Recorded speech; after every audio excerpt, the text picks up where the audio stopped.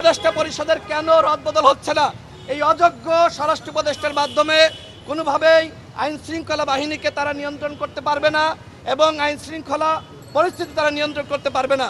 সুতরাং সবার আগে আমরা মনে করি এই ঘটনার দায় নিয়ে এই স্বরাষ্ট্র উপদেষ্টাকে 24 ঘন্টার মধ্যে পদত্যাগ করতে হবে।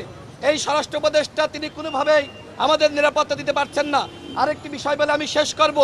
আমি শুনেছি যে কয়েকজন ব্যক্তিকে আওয়ামী লীগ টার্গেট করেছে, তার ভিতরে আমাদের উসমান হাদি ভাই তিনি কিন্তু অন্যতম ছিলেন।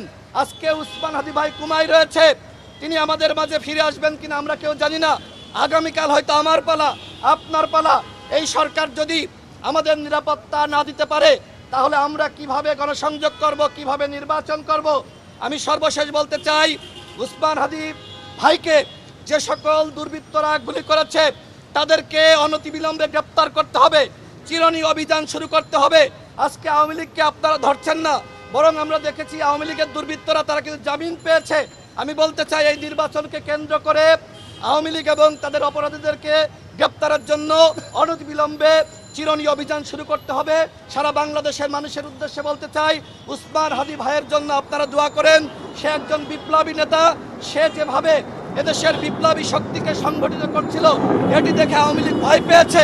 এই ভয় পেয়ে মূলত আজকে তাকে টার্গেট কিলিং করার পরিকল্পনা নিয়েছিল, কিন্তু আমরা দৃঢ় বিশ্বাস করি তিনি হয়তো সুস্থ হয়ে আমাদের মাঝে ফিরে আসবেন। আপনাদের সকলকে ধন্যবাদ।